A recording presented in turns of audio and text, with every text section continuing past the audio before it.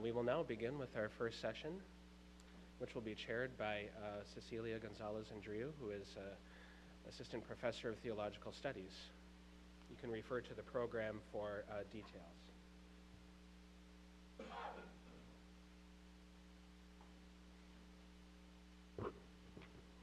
Good morning. I have a feeling that we're going to hear a lot of beautiful languages and see a lot of beautiful images, so let me include mine and tell you, buenos días y que Dios les bendiga.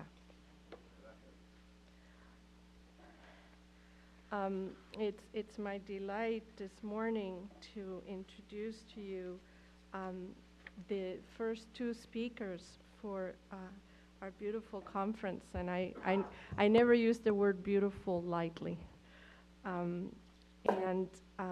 We are indeed blessed. They've come from a bit of a ways to be with us, and we are very, very happy to have them join us. So our very first presenter is Professor Johan van Parijs. He is a native of Belgium, which is wonderful. My grandmother was as well. Director of Liturgy and the Sacred Arts at the Basilica of St. Mary, teaches at the School of Theology at St. John's University in Collegeville, Minnesota, of course, a wonderful place with a special emphasis on the beautiful arts. Johan holds graduate degrees in archaeology, art history, and comparative religious studies from a Catholic university in Louvain in Belgium. And his MA and PhD are in theology are from our sister university, the University of Notre Dame in Indiana, where we have a lot of wonderful colleagues as well. And he's the founding artistic director of, here's a website you may want to remember, www.envisionchurch.org, and it's listed in your program. And he has a new book, Symbols That Surround Us, which was just published in 2012. Congratulations for that. So let me invite him up.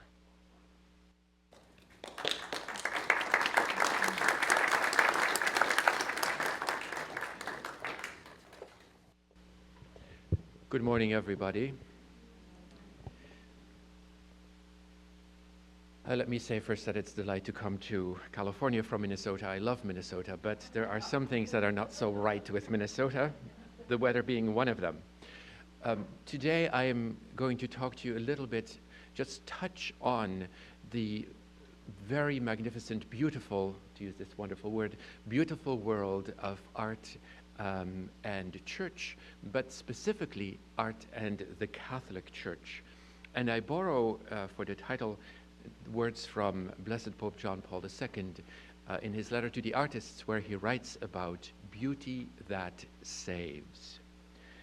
Now, when we think about art in the Catholic Church, we are very much tempted to think about that which was yesterday. Maybe a little bit that which is today, but we have a fear maybe of what might be tomorrow. When we think of Catholic art, we very readily rush to the Sistine Chapel and to such artists like Michelangelo, or we go to the St. Peter's Basilica and meditate upon this magnificent Pietà by Michelangelo. But there is so much more and so much beyond these greats of the Catholic tradition. There are actually other greats in the Catholic tradition.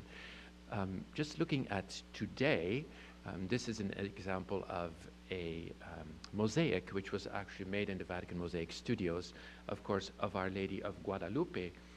And as we stay with the theme of the Blessed Virgin Mary, this is an embroidery of an example of Our Lady of Lavang, the patroness of Vietnam, and going a little bit more risky, continuing from today into the future.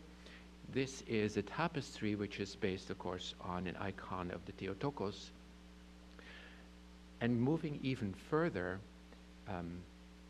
we have a contemporary interpretation of the Blessed Virgin as she is depicted in the book of Revelation, the woman standing on the moon with the sun and the stars. It's a very rich tapestry quilt, if you will, with lots and lots of symbolism in it. But people are much more comfortable with the ceiling of the Sistine Chapel and with the Pietà of Michelangelo, with Our Lady of Guadalupe, Lavang. But when we get to this place, there is a little bit of hesitation. So when we place this particular image in church during the season of Advent, because the Blessed Virgin is clearly pregnant in this quilt, people get a little bit nervous about art in the Catholic Church. And of course, we can even move beyond this and walk through the streets of Rome and be hit by spontaneous art sprayed onto the walls of buildings. The question is this sacred art, or what is this? Just graffiti? Nothing else but that.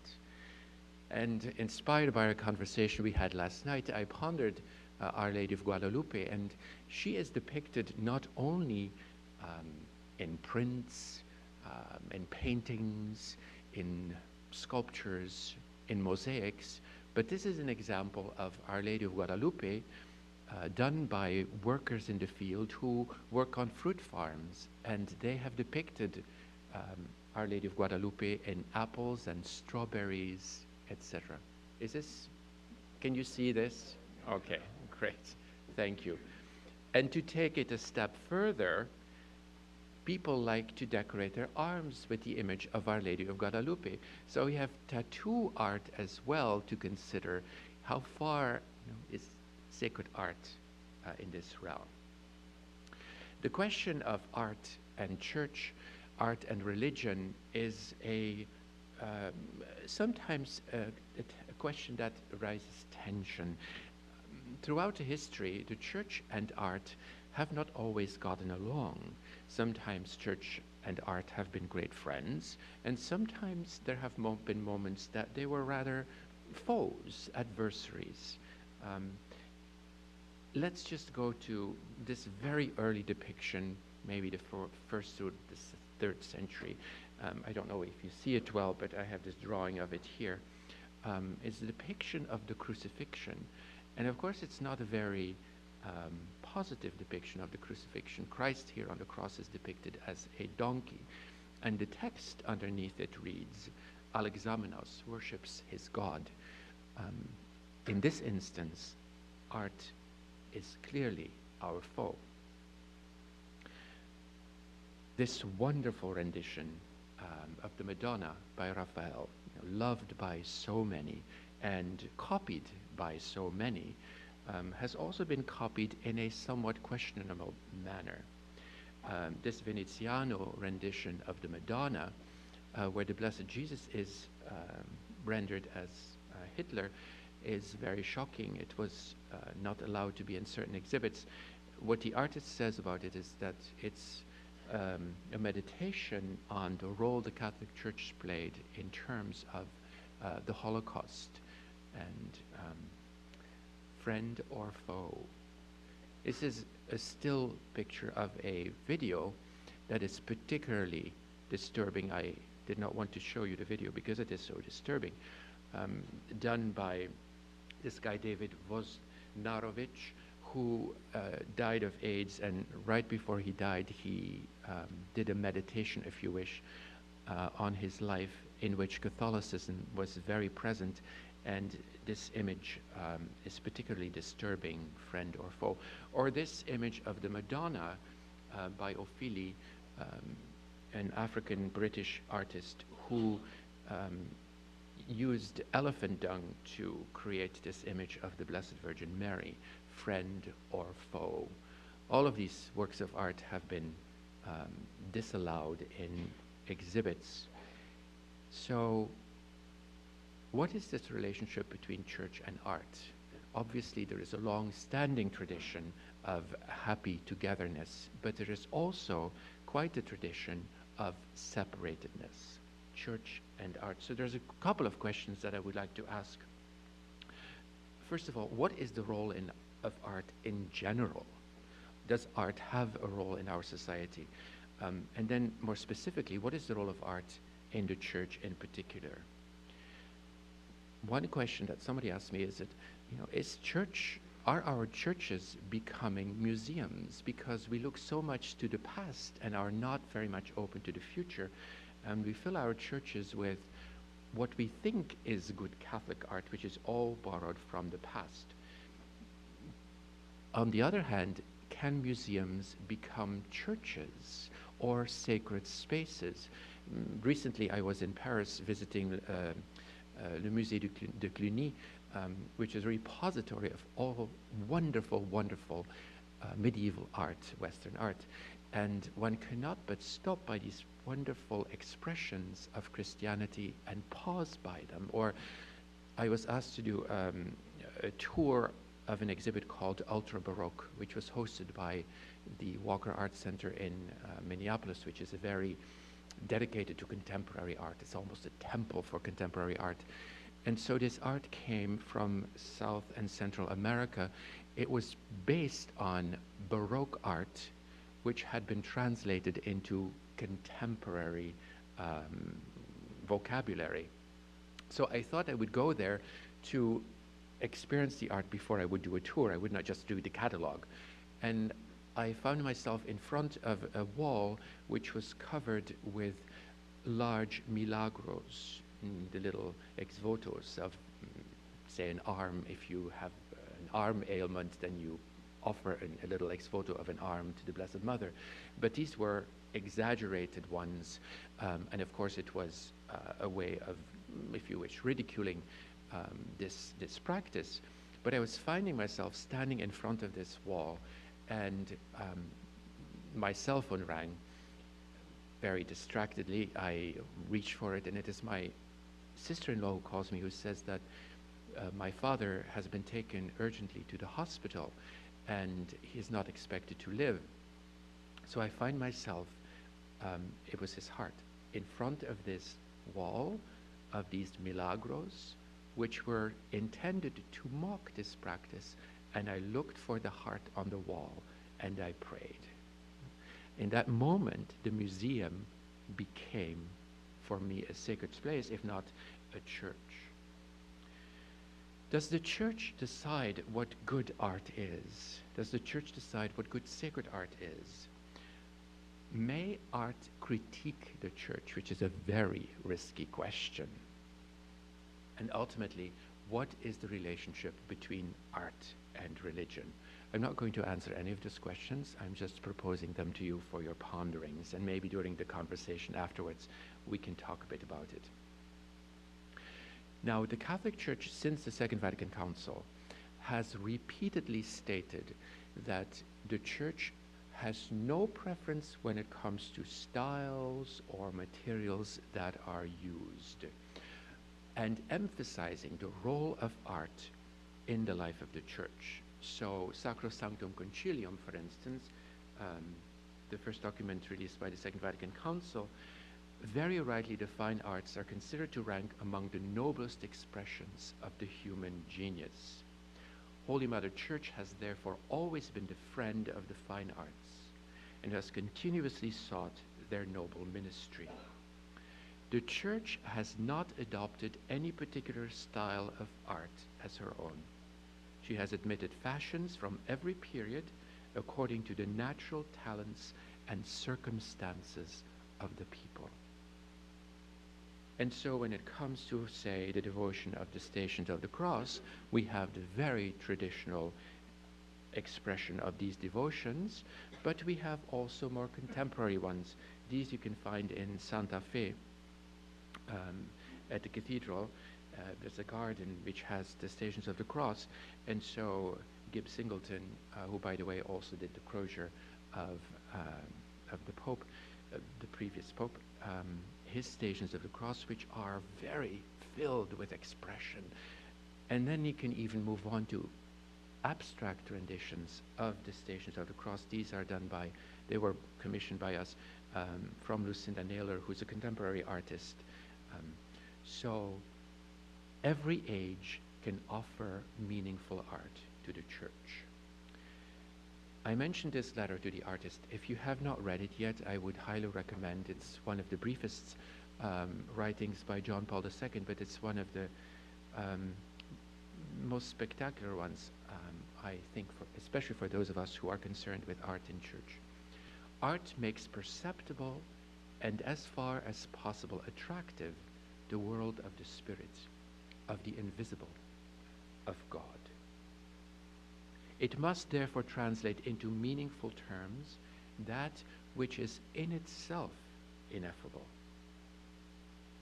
Art has the unique capacity to take one or another facet of the message and translate it into color, shapes, and sounds that nourish the intuition.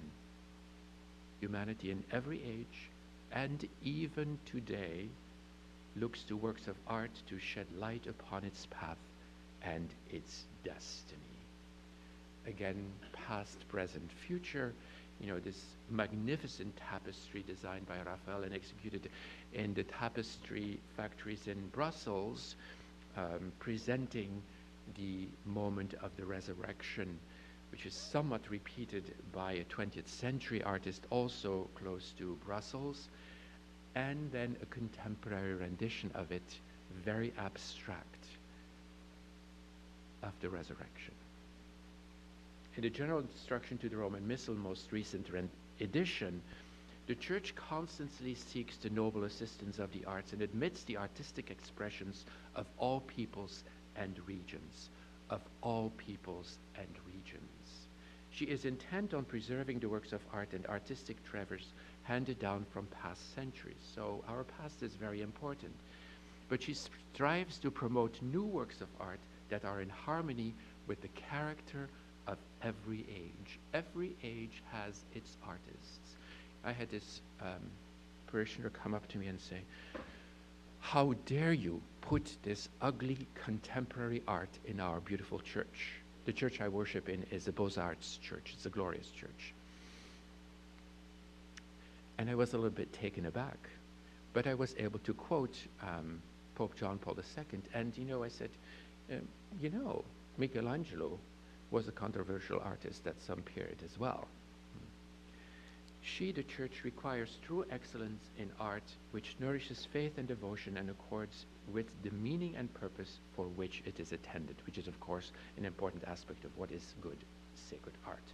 So when we travel around the world and visiting the Blessed Virgin Mary, we find many, not only apparitions of her, but also renderings of her, often in our own image, but also beyond our image, adding the eternal, the transcendent, which is beautifully rendered here in these bronze doors in Rome. I realize I go a little quickly, but there's a little time accorded to us. Finally, a final quote by Pope Benedict XVI, who hosted artists from around the world. And he mentioned, thank you, to the artists, "You are the custodians, and imagine they're gathering now in the Sistine Chapel, so in front of the mural of the Last Supper, under and surrounded by so many wonderful frescoes. You, artists, are the custodians of beauty. Thanks to your talent, you have the opportunity to speak to the heart of humanity, to touch individual and collective sensibilities, to call forth dreams and hopes, to broaden the horizons of knowledge and of human engagement.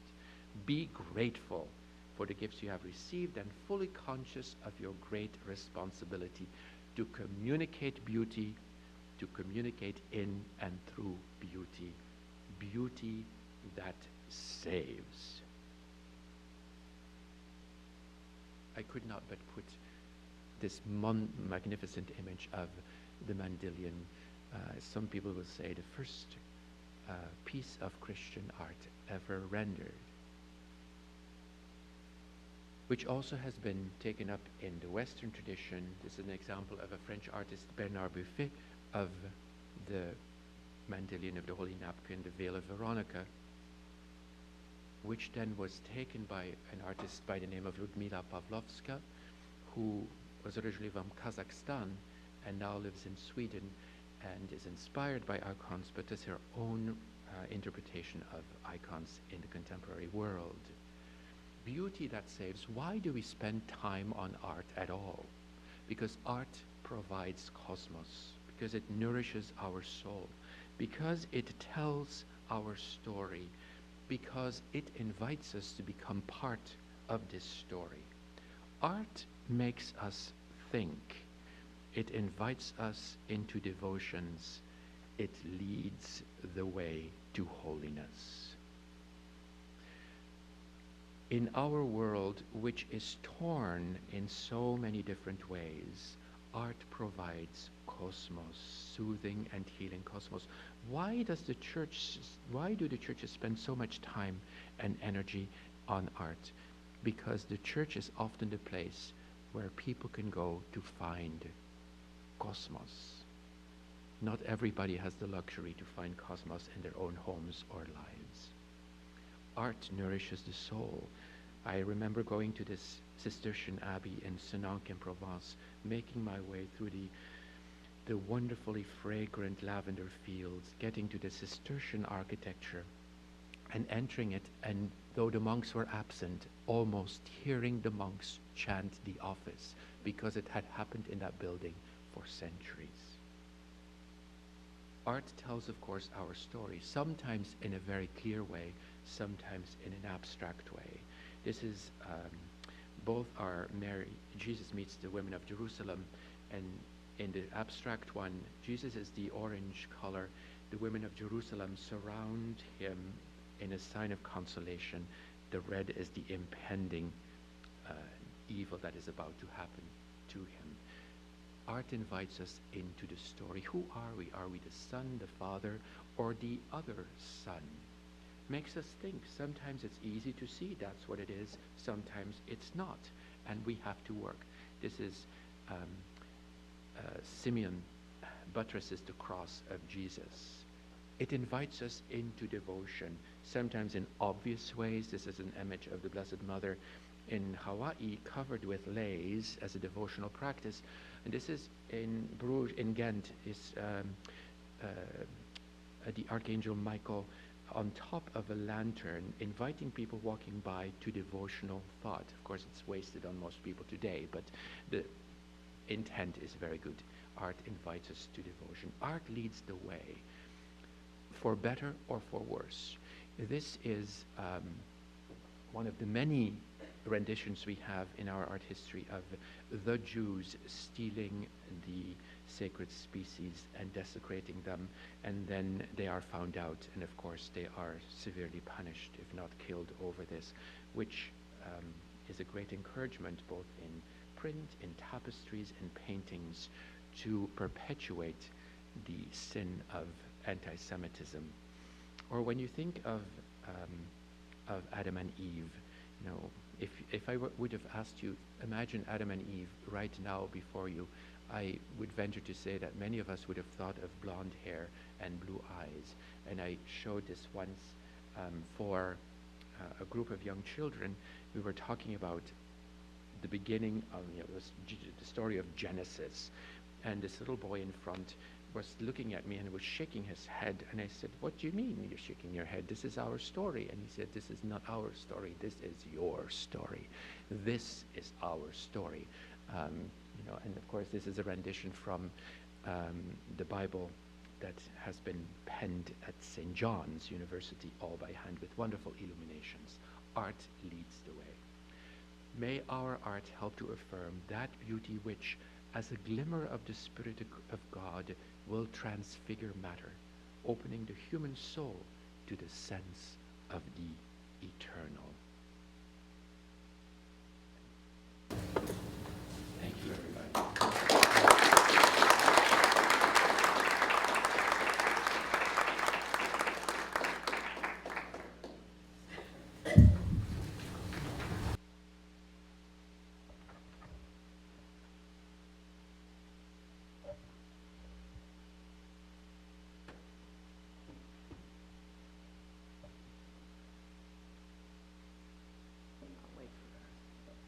Thank you so much, Johan, for that. And I know that you probably have questions and inquiries. But what we're going to do is we're going to go to our second speaker, and then we will have plenty of time for a conversation. So if you want to come up and get this hooked up while I introduce you. We are again delighted to welcome to our campus Professor Visera Pencheva from Stanford University, and where she joined the faculty in 2003 after she was spent time teaching as a postdoctoral fellow at Columbia University. And she received her doctorate from Harvard in 2001, where she did the majority of her research and, of course, her dissertation on the cult of the Virgin in Byzantium. She has held a number of prestigious fellowships, something very important for a young scholar. Among these are the Dumbarton Oaks Junior Fellowship and the Onassis Foundation Postdoctoral Fellowship, and the Alexander von Humboldt Fellowship. And she also has taught a graduate seminar on, listen to this title, sounds fantastic, Phenomenology of the Byzantine Icon. And there's no way I'm saying this word, Kuntis whatever, Institute in Florence in the summer of 2007. So I have my language limitations, and I hope you forgive me, but we're very happy to welcome Dr. Pencheva. Over to my colleague, Dr. Charlotte Radler, who will serve as the chair of this first session at 1 p.m. So, Dr. Radler, thank you. Thank you. Thank you. Can you hear me? Yes. So welcome to our second session today. It's called Icons, Liturgy and Devotion. And as Dr. Denishenko said, my name is Charlotte Radler. I'm a professor of historical theology here at LMU. And it's my great honor and pleasure to introduce our two speakers. Our first speaker is Father Andrei Shirovsky from the Sheptytsky Institute. His paper is entitled, Can I Pray with This Icon If It Is Only a Print? The Role That Icons Play in the Lives of Christian Believers. Father Andrei is the founding director of the Sheptytsky Institute and is the Peter and Doris Kuhl Professor of Eastern Christian Theology and Spirituality at St. Paul University in Ottawa, Canada. He has a special interest in the spiritual life of Metropolitan, this is my Swedish, Metropolitan Andrei Sheptytsky, on whom he wrote his master's and doctoral thesis. Among his many publications, Father Andrei has authored the book Pray for God's Wisdom, the Mystical Sophiology of Metropolitan Andrei Sheptytsky. Father Andrei was ordained a Ukrainian Catholic priest and was elevated to the rank of archpriest in 2005. He's married and he has 2 children. Please join me in welcoming Father Andrei.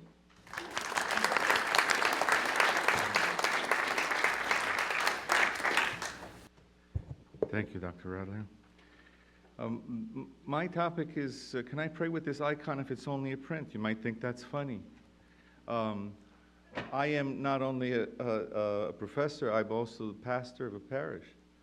These are real questions that people ask. People agonize over these issues. What do you do when what you have in terms of iconography is less than ideal? Very often when we talk about icons, we're talking about an ideal set of circumstances. If everything were ideal, the icon would have this and this and this characteristic. But what do you do when it's not exactly that? How do you relate to this reality? This is a kind of a poignant question for me because the kind of images that I grew up with certainly do not fall into the category of Byzantine iconography.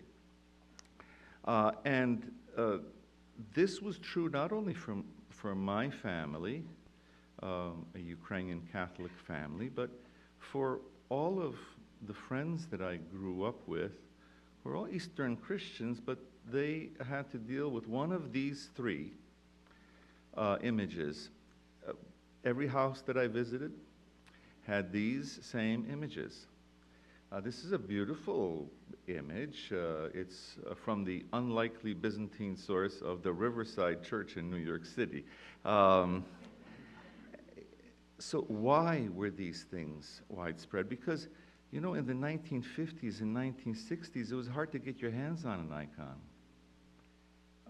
The world was just beginning to turn back to an appreciation of Byzantine iconography. It was the cleaning of the Rublev Trinity icon that really spurred interest in iconography amongst all kind of art critics and art historians. And suddenly the interest began to grow, but that was at the beginning of the 20th century. By mid-century, well, experts were interested, but the population as a whole was not yet exposed to these realities. If you were to venture to the local Ukrainian Orthodox parish, what you would see is probably rather Baroque images, not classical Byzantine iconography by any means. The parish that I serve now in Tucson, Arizona, has an iconostasis with images produced in Greece at the beginning of the 20th century, and while they're somewhere between, you know, Baroque and Byzantine, they're kind of moving back towards the fullness of what it means when we talk about Byzantine iconography, but it's not there yet. Now you think, okay, well, you know, you're one of those horrid Uniates. It's no wonder that you had all these Western images that you were growing up. You people don't know who you are and what you are. Well, you know, this is a nice priest of the Moscow Patriarchate. He has obviously has all the right icons, right? Except that, wow, right smack in the middle is a piece of clearly Western religious art.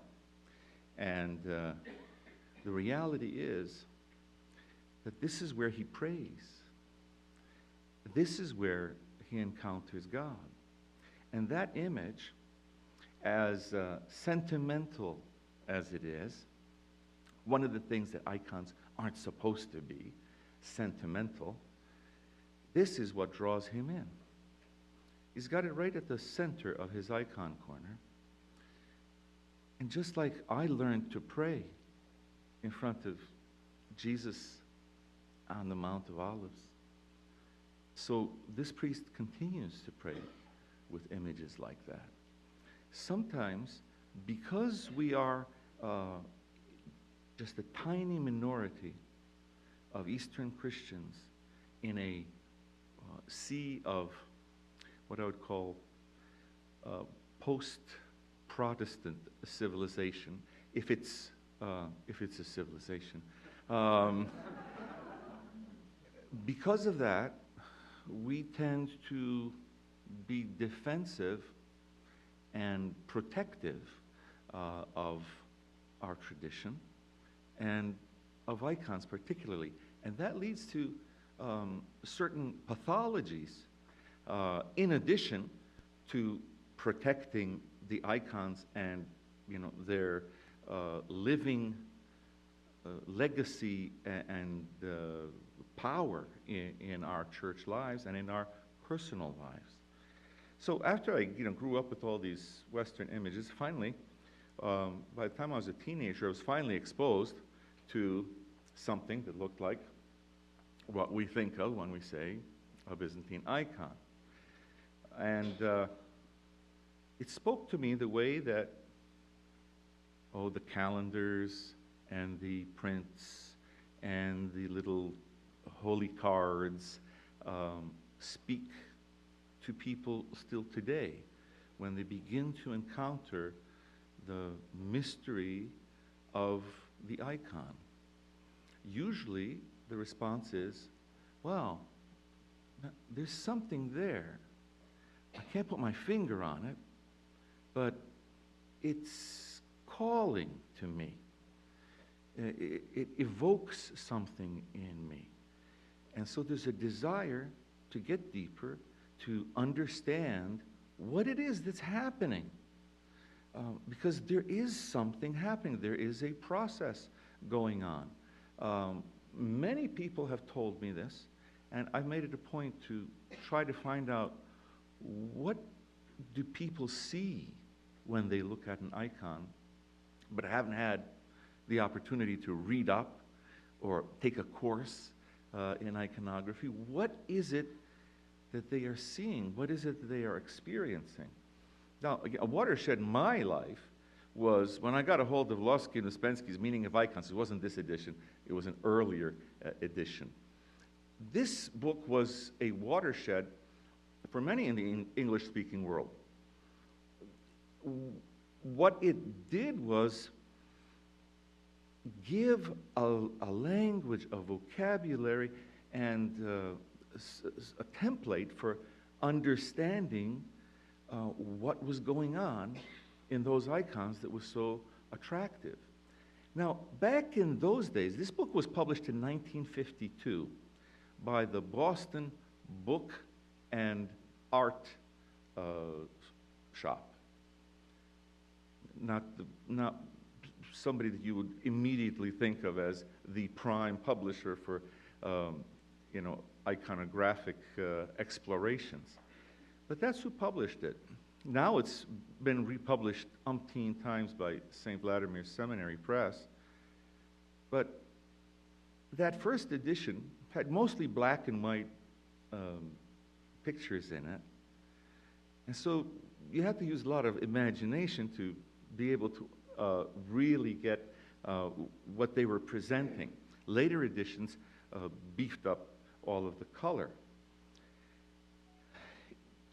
When I personally started reading about this, well, I fell in love with a language of religious art that had so much doctrinal content to it. It wasn't just an individual's expression of some religious sentiment. It was the church's message. It was, as Yevgeny Trubetskoy titled his book, Theology in Color.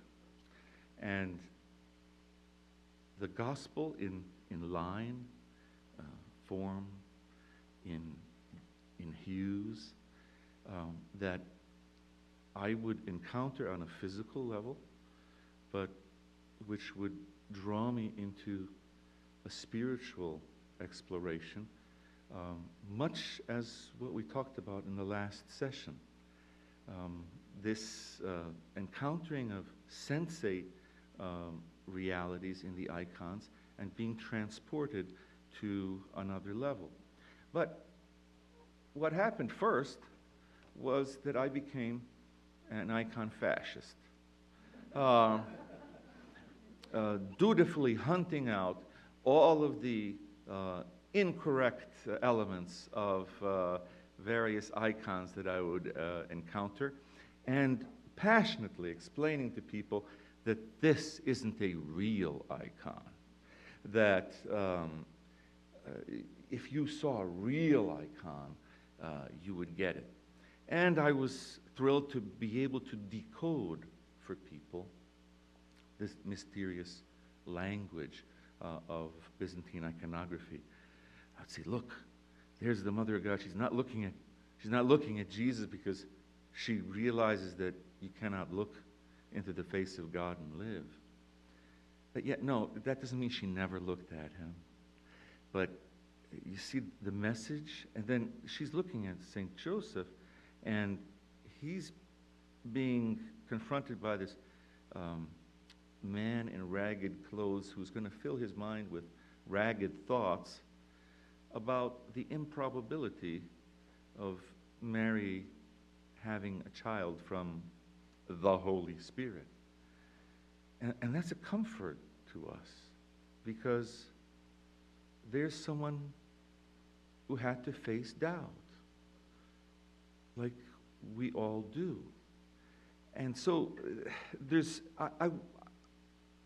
I would love the icons for giving me a vehicle for evangelization. And that is a progression that I have seen in many people. They first encounter an icon, don't know exactly what to do with it, want to find out more. When they find out more, they become, in their own minds, experts and begin persecuting those who do not fall in line. But then they come to a realization that this is a mystery that they cannot control. We always want to control. That's what ancestral sin is about. It's about wanting to be in control.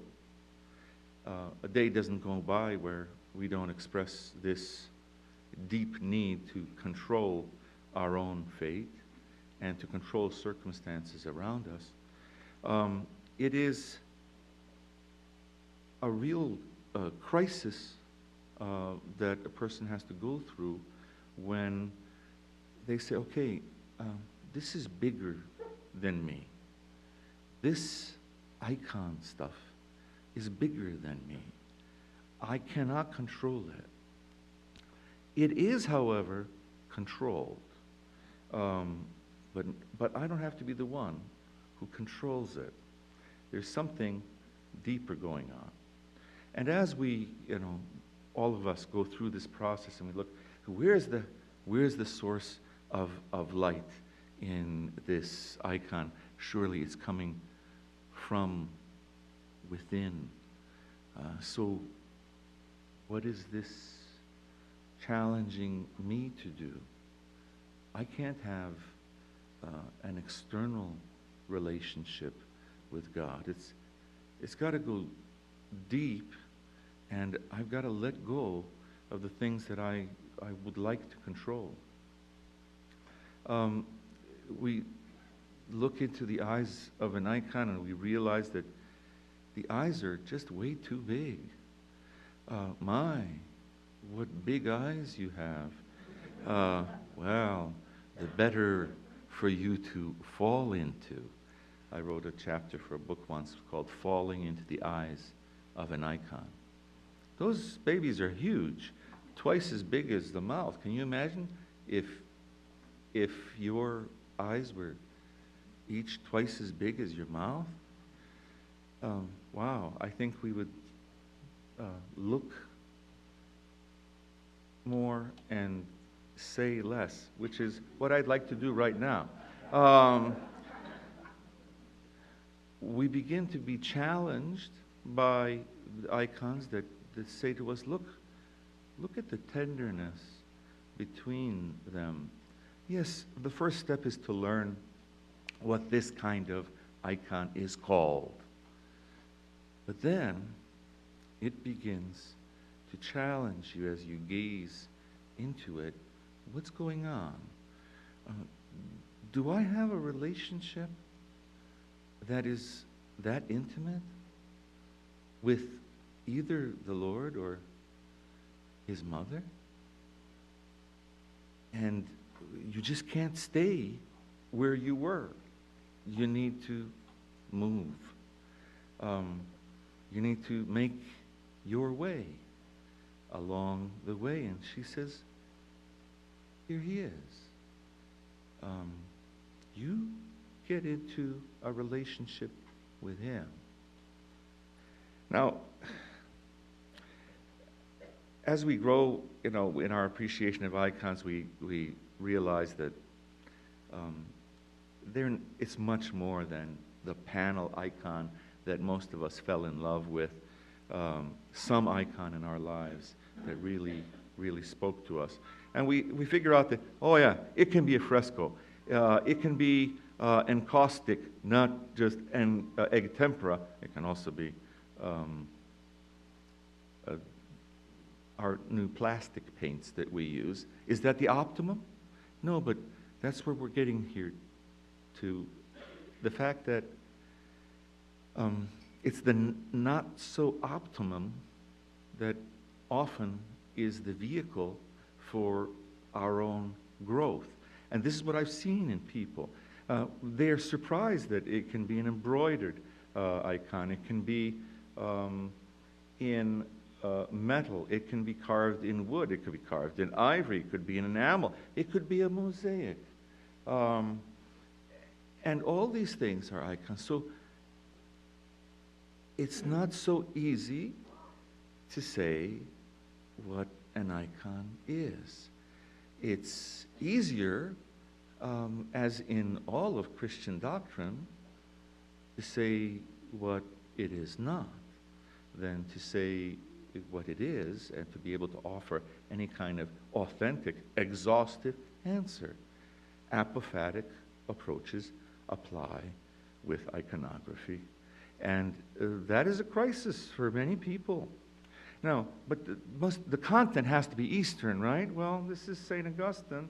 Yes, okay, it's the Cappella Palatina in Palermo, Sicily. So we know that, yes, there were Greeks there, but there were Normans there. And but at least the Christian East recognizes the sanctity of Augustine. What do you do when you run across, for the first time, an icon of Oios Arvios,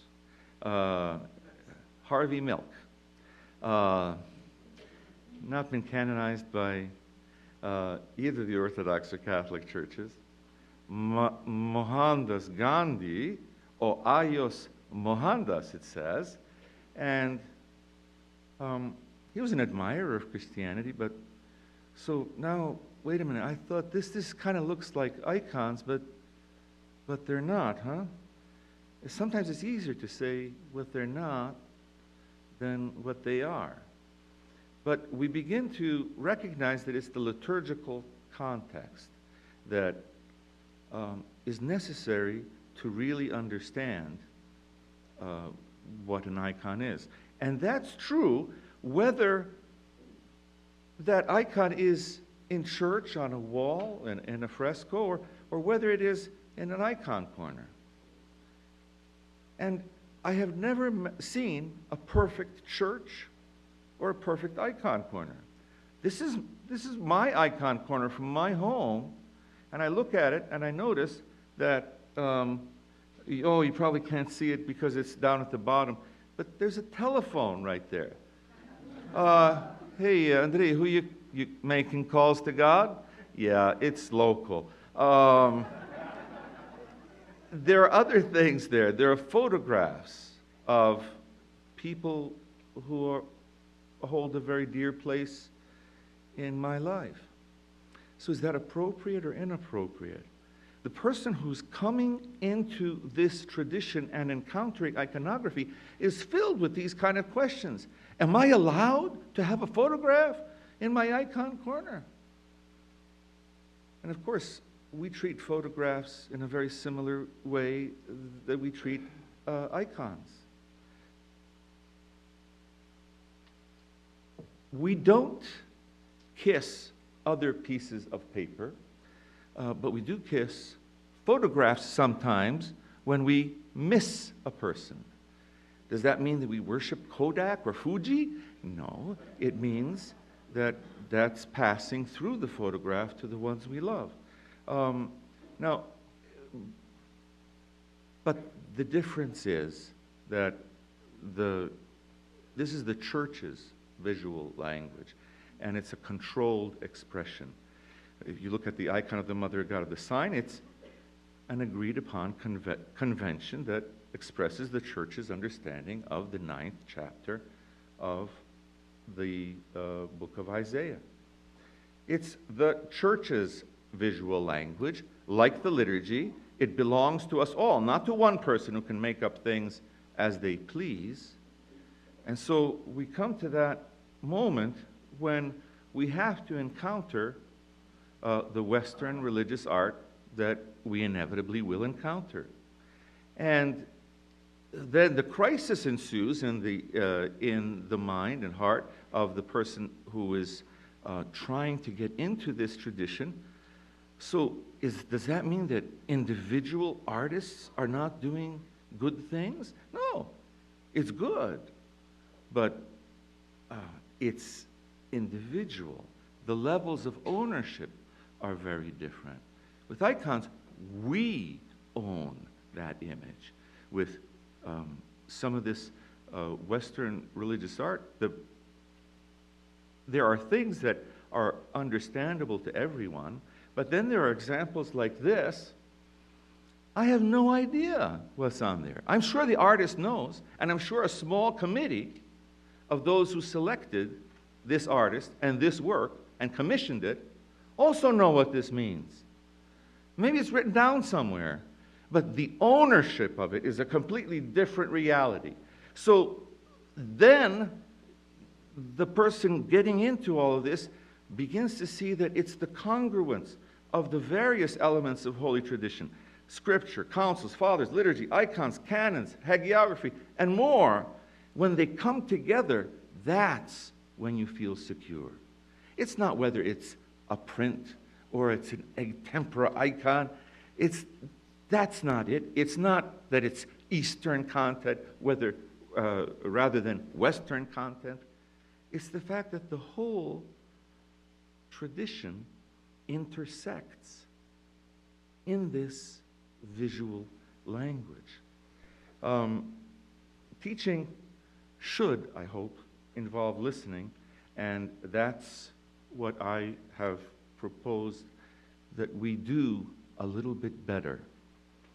We are very good at shoving down people's throats very ideal notions of what iconography is.